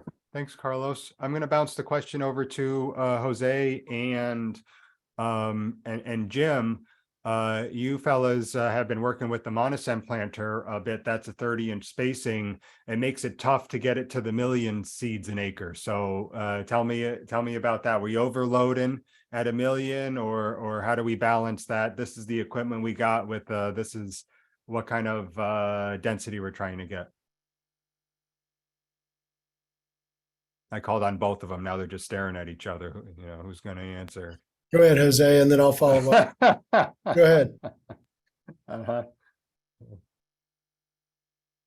Well, that's an interesting question. We sometimes have to, we don't get to put it all out. So we go with the planter. So we go back and we have to hand plant the rest of it because we were not able to get the right amount out. But when we do it with the grain drill, we have more rows that we are able to put that rate that we're looking for. I want to chime in quick. I think real fast. I think also just getting a hemp plate from Onison. They sell those, and also maybe using like a cilantro hemp plate cilantro plate will help a lot with the planting density, because that is obviously a challenge, is planting 1 million seeds. And it's that variance. It's 800,000 to 1 million seeds, give or take, in that acre. Sure. Carlos makes a great point there. We've talked a lot about Mount Monosem. They're one of the vacuum planter suppliers. One of the good parts about our local Monosem dealer is they will actually take your seed. We have seen some variation in seed size. Typically a 2 millimeter hole, 120 seed plate. They do go up a little higher than that. But 2 millimeter is what most of our hemp varieties have done really well in. Depends on the seed supplier of how clean it is. We have seen some of the South China varieties come with a lot of trash, which usually doesn't cooperate very well with a vacuum planter. Works a little better in a grain drill. We have planted on 36-inch single rows and also 30-inch single rows. I would like to see possibly, we haven't tried it yet, but 36-inch twin rows. You would still be able to get in. The hard part of grain drills is once you get in, then you're limited on cultivation, you're limited on coming back for fertilizing. So for our systems, you need some form of rows. So we have many peanut producers in our area that grow on 36-inch, 8-inch twins, so 4 inches off each side of that 36-inch, and have done really well. Or you get 30-inch singles up in our area, so you'll see it in both. So I'd really love to see what 36-inch twins. I think you could easily get that. I'm with Jose. It's very difficult to get those higher rates with a single row at that. If you got twins, possibly a little more air movement, a little better between plants. It'd be interesting to see what that happens as research goes forward. But most vacuum, I'm sure John Deere dealers or what have you, what they've got is Monosem's actually got a planter that's on in their shop that's on top of a tabletop. They will take the specific variety that you have, put it against various plates of different size holes and number of holes. You tell them what you're trying to what seed count you're trying to get to per acre, and they will actually test different seed plates with that specific variety. So you get the same thing in some sweet corn varieties, you get the same thing in some soybean varieties, depending on seed size. They will do that with hemp as well. Not to call out any specific manufacturer over another, but Monosim's been really good about that. Specialty sales out of Georgia.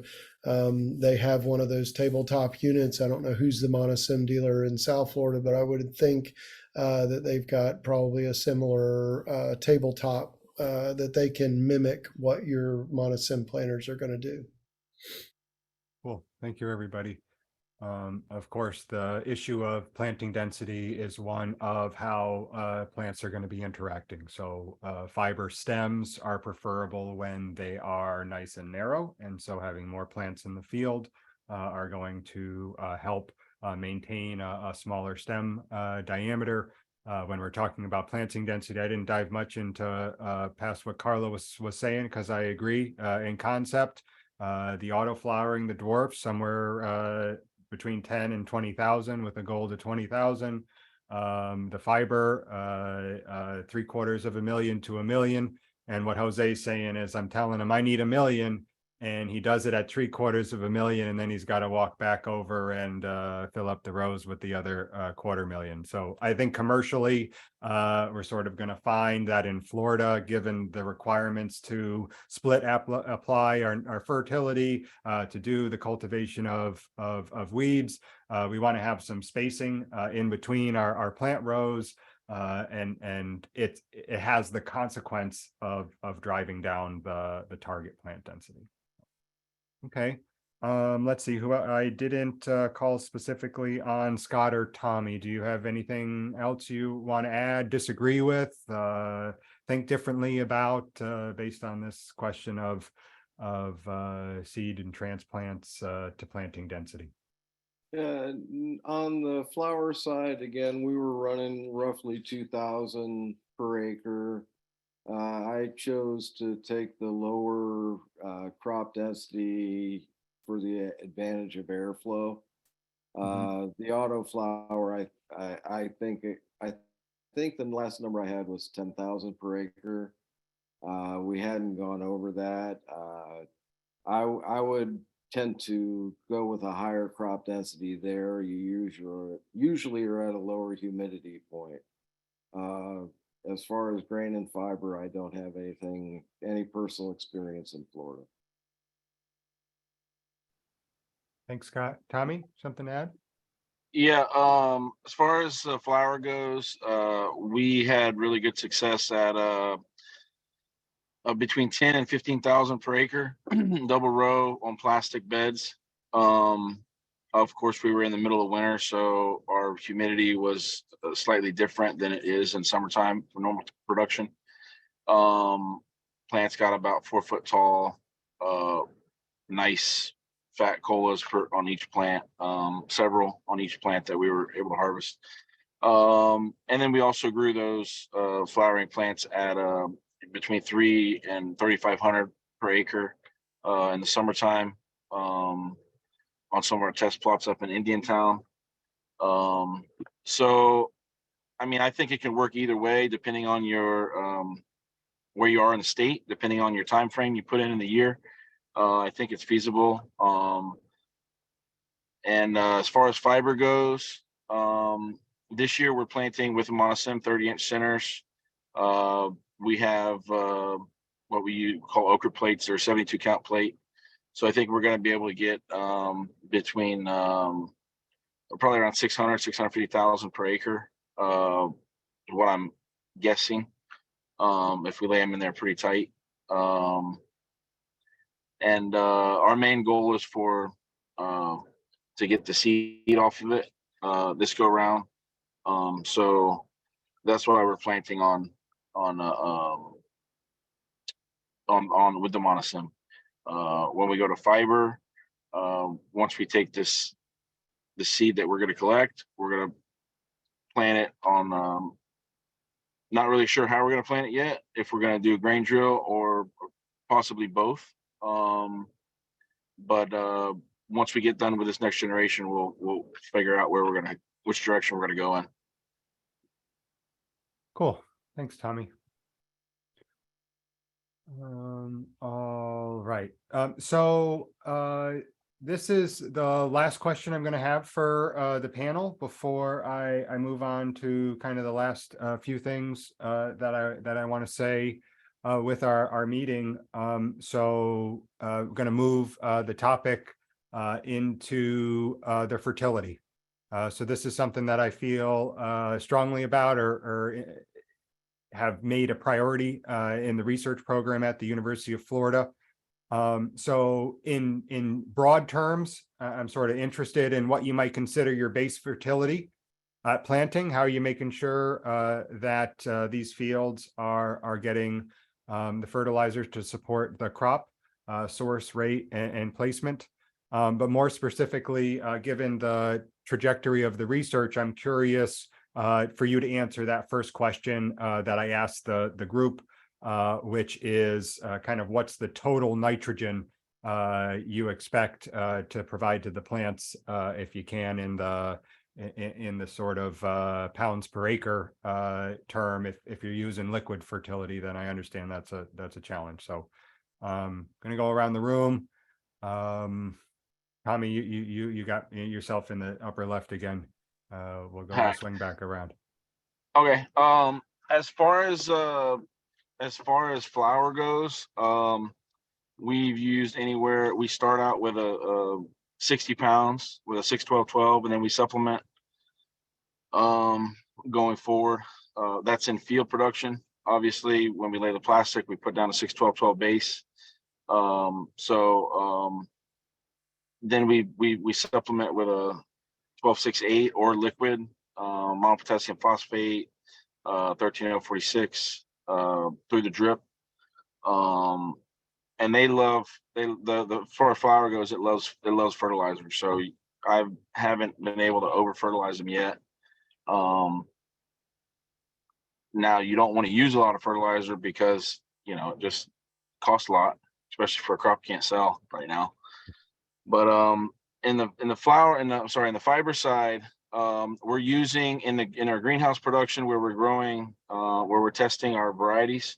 We're using a 12-6-8 granular, and we're putting out, I would say, probably. I got to work the calculations on. I don't really know right off the top of my head. But it's probably, I'd say, maybe between 60 and 120. Okay. So somewhere around there. We haven't needed to have any other supplemental in the greenhouse side. Field side, yes, we're going to, just because of our conditions, our soil. There's not a lot of organic matter that will hold, but it's not the same down here, especially with the rock right under. So definitely in the field, we're going to need more supplemental fertilizing.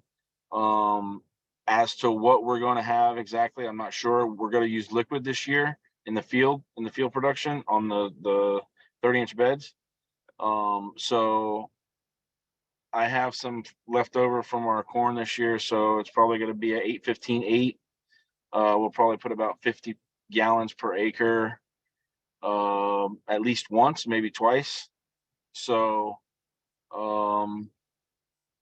that I'd say that's probably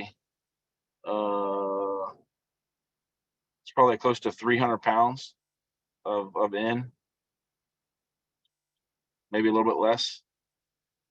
That's just rough math off the top of my head. I may be wrong. Yeah, I'll get you to do your homework this week. Yeah. Thank you, Tommy. That's good information. I'm going to ask Carlos or Scott to go next. I guess I'll go next. As far as fertility, for the flower hemp, we've used both the feminized seedlings, bringing in feminized seed, germinating them, field planting them. We still notice right at 1% male rates, so it does require walking fields. Most of the farms that I've dealt with, we deal with clones, and so we're getting feminine or female plants to start with. Downside is that's always been very expensive. That's Right. part of what we were kind of preaching from the beginning. That start needs to be at a commercial dollar value. I can make hibiscus cuttings and charge less than I do for a clone cutting for hemp. It should not be as expensive as it is, but that's the only way I've ever grown, is to be able to keep fresh, stable genetics to clone from and run known female clones. If you rotate your mother stock often enough, the stability of good genetics will take you, and there'll be almost no herm rate. But again, you have to find the right genetics. Yeah. Are those folks you're mentioning fertilizing liquid or solid? My farms were fertilizing with liquid, and we were roughly at 25 pounds of, like I say, initially we ran a 30-20-10 per acre week, and then an 18-18, and then we transitioned over to a 10-20-30. Okay. Nitrogen level, doing calculations, I don't think I was as high as I thought I was. Okay. I think we're right around 300 pounds per acre. Okay. Having a farm, and you can't overfeed them. The key for us is to focus on feeding the root zone, not washing nutrient out and flushing it into a reservoir. So Yeah. they'll eat as much as you'll feed them. I had a farmer misunderstand the directions, and they're feeding twice as much as we had said. The plants were a beautiful bluish green color. They had no pest problems. They thrived. So they'll eat it if you put it out there. It's a cost assessment of, does it have value? And are Right. you not doing damage by, if it's going to the plant, great. If it's going below that, not so good. Yeah, absolutely. And the excess nitrogen might end up stretching out the fiber cells. It might delay some of the flowering. It'll certainly cost the farmer more money. So there, And there are some things to consider. And I also saw a question in the chat about, do people flush the smokable Yeah, flower, hemp flower? good. Yeah, yes, we do. We tend to taper it off. I tell farmers, again, the last 2.5, 3 weeks of what you're doing, you shouldn't be putting any nutrient in there. Your hope is that they suck it all out. Now, they don't cure it. Most people have cured smokable flower now because they have so much of it, it's cured. But the normal practice of a farmer, they'll flush to eliminate the fertilizer cost. Most of it goes into processing if it's coming from a farm, so it's going predominantly into oil extraction. The flower side on the smokable market, I've seen shift to more boutique greenhouse grows, more indoor type controlled grows. Yeah. Up in the Tennessee area, Kentucky area, we can grow smokable flower outdoors. Florida, it's hard. And I would mention regarding the flush, I think it is something that I have seen folks use. As a scientist, I think a little bit critically about those sorts of practices. If you're flushing for pH or salinity control, it may be that you're just over fertilizing, right? Fertilizer comes along with its salts. And so that's a balance and why you might justify flushing out a container.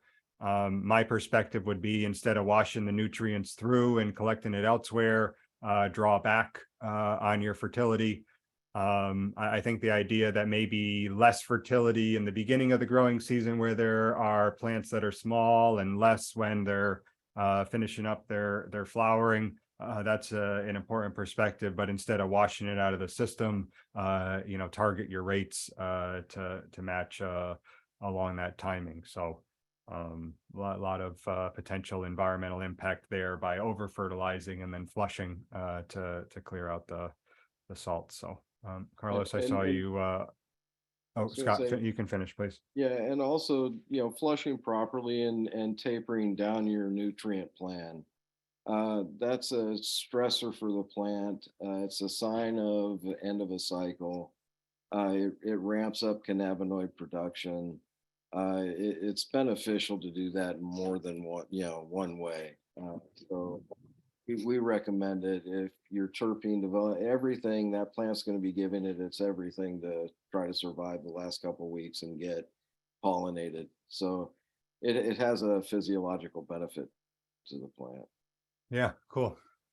So everyone will notice that I just launched a poll. Thank you to everybody who's participated. We've got some more things to talk about. You're welcome to continue with us, but please, before you do leave, complete these 3 poll questions. That's always helping us with the outcomes of our events and demonstrating some impact. So I'm going to take the next 5 minutes or so to walk through the last couple of pieces of information I wanted to share. Before I do that, I just want to say a big thank you to our panelist today. Jeff Thomas from Tater Farms had to leave a bit earlier. Jim Boyer, University of Florida's PSREU, Tommy Vick, VNB and VWB, Alphabet Soup there. Scott Burgett, thank you, Green Earth Canaceuticals, Carlos Hayden, Volition Seed, and Hayden Hemp and Hemp Surgical, and Jose Castillo, University of Florida Trek. So thank you, fellas. This is a couple hours of conversation, really worked through a lot of details. I hope folks on the call appreciated that, and we'll certainly be packaging up some of this conversation into some of our reference materials. So I'm just gonna do this one last couple of minutes of share. And then anybody who wants to hang on for a couple of minutes, we can answer any questions that come into the chat. Let's see, there we go. Okay, so this is the sort of slide that I put together that summarizes the best management practices, BMP, for Florida. We put this together in 2020, given information that was collected from outside of the state, soil labs in the region, and other sorts of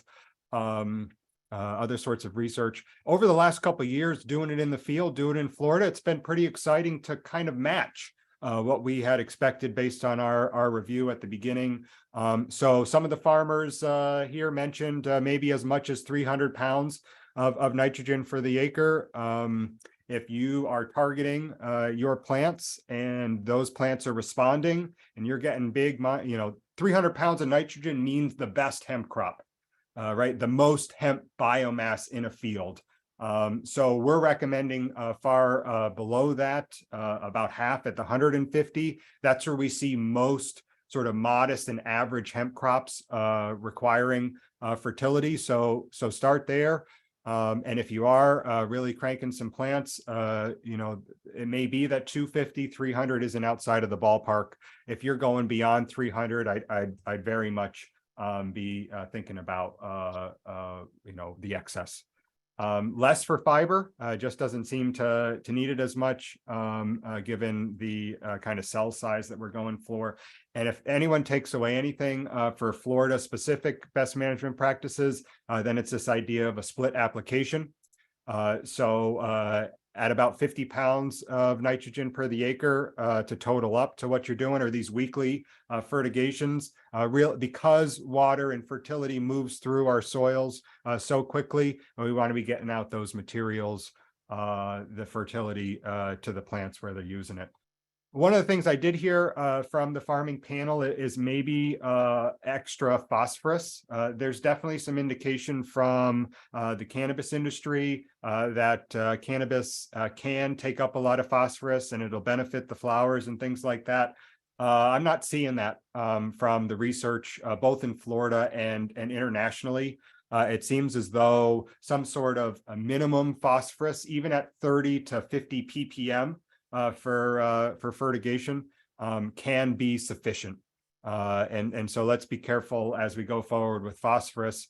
So far, what we've seen from trials in Florida, that there is enough background in the soil. The phosphorus is the question we'll be returning to soon. Potassium is probably a similar situation to the nitrogen. I just want to say in repetition, best management practices, lacking the information that many well-established crops have for Florida, all of the specific rates and timings and placements. Let's just be committed as an industry, as a group, to these 5 R's. Right source, be thinking about where it's coming from, how you're sending it out for liquid or solid, controlled release, et cetera. Right rate and timing, and placement. Let's get the nutrient to the plant where it's going to take it up. And so that takes using your soil moisture meters or monitoring your field. That's sort of where we're at early on. And of course, all of this interacts with the irrigation. We've been doing a lot of this work at the University of Florida. I just wanted to have a chance to show you some pictures of some of our fields getting set up to do this. We're doing it across soil types, across environments, across fertilizers. And so this is just a push for our program at UF, and I like to highlight that work. This is results from a couple of those trials. The liquid fertility on the left shows that it needs some fertilizer. Of course, it won't just take the water, but even at that 50 ppm, we get sufficient growth with a decline. So that 150 to 600 ppm of nitrogen shows penalties in the crop quality. Out in the field, it's a little bit something different, way more complicated, and that's where we start seeing somewhere between the 100 and the 200 is where these plants are showing us their fertilizer requirement. So we're doing the work, matching the early guidelines to the field trials that we've been doing, that less than 150 pounds of nitrogen. So it's really pleasing to hear folks kind of say 20, 30, 150. We got a couple 300s, but more, less is can be more, splitting them across the year. And sort of understanding that there can be impacts in fiber quality and flowering time from that nutrition. We have seen several micronutrient manganese toxicity is something we've seen with high nitrogen rates. So there can be some concerns there. We've also seen things of other micronutrients, whether it's iron chlorosis or maybe some boron, things like that. So we'll be watching out for those next. So this is like my what I was hoping to get out of our farm partners today in the panel. This is kind of a summary of what I expected the answers to be. So fiber has its system that's high density, planted out in kind of the early to late spring, direct seeded. Some fertility. The seeds are a longer crop, and so they harvest a little bit later, less density, and maybe a little bit more nitrogen to get that protein in the seeds.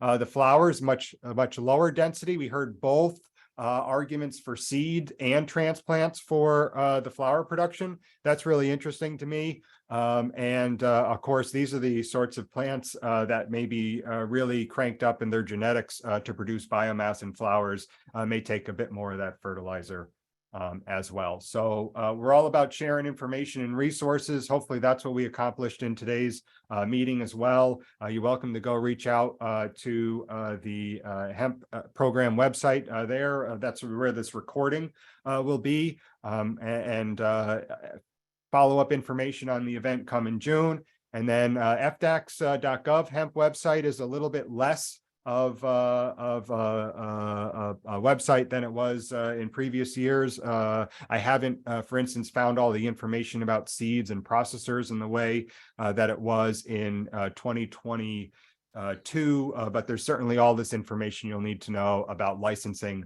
and contact information to reach out to Department of Agriculture.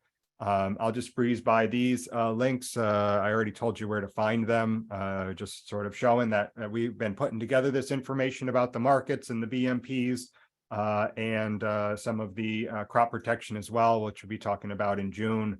And we're just working hard to get this information out to folks that'll use it. So I think I made it in time. I was really hoping to hear a bit about others' experience. We certainly heard in detail about the panelists' experience, and then I say thank you. 5 minutes past the hour.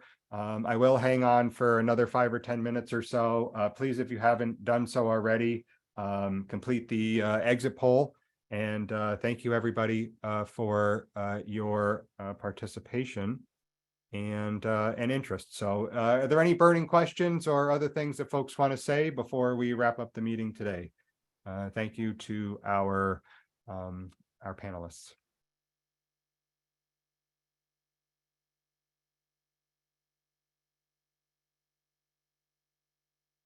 Travis poses a comment: methods for drying biomass. Yeah, that's another really important question to address. We've been coming up with crazy ideas like using the drying systems for peanuts.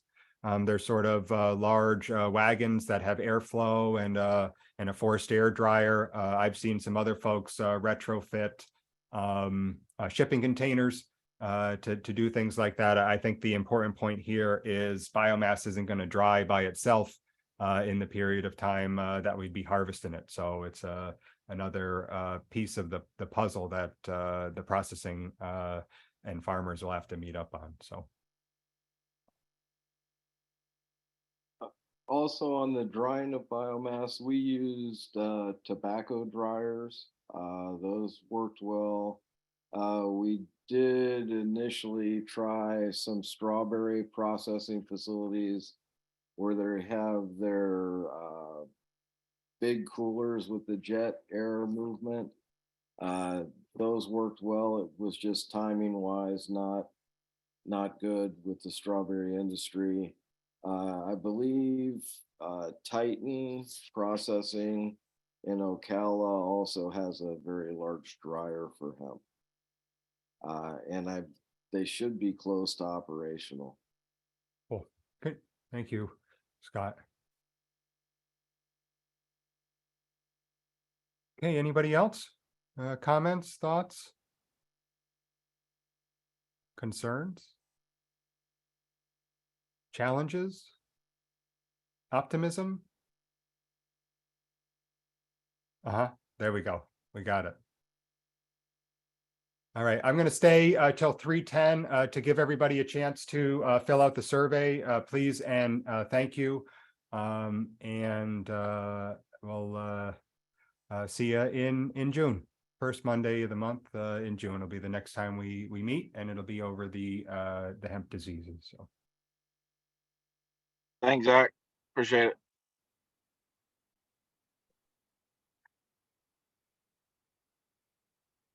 Hey, Zach, are you still there? Sure. Yeah, Thank you, Peter.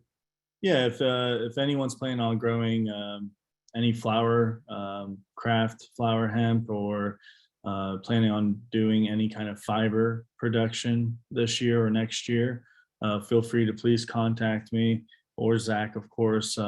But I'm currently purchasing flower and biomass along with fiber as well. There is some stipulations to the sale for the transaction. I'm happy to divulge into the details of that. But essentially, we're looking for as much fiber bales that we can purchase, along with flour as well. I have purchase orders for biomass, flour, and fiber. Great. Thank you, Carlos. Of course, friendly with Carlos through his participation in the trials back in 2020 and continued conversations. Just to point to the group that along with Carlos's information, a couple of the extension agents and I will be trying to collect a short list of folks that are accepting harvested hemp for processing. So we're hoping to really get some of those answers out to the folks looking to grow this year. So thanks, Carlos, for pulling off that Band-Aid. And thank you to Hannah from FDAX mentioning that if you are interested in seed information or asking for the seed dealers that are licensed to move hemp, then a message into food safety at fdax.gov could potentially get you that answer. So. Well, that's 3:10. I promised everybody the time to fill out the survey. Thank you to everybody who did. I am going to wrap up this conversation today. Thanks to everyone for participating. Please reach out if you like, hemp@ifas.ufl.edu, and we'll be in touch throughout the year. Have a good day. See you later.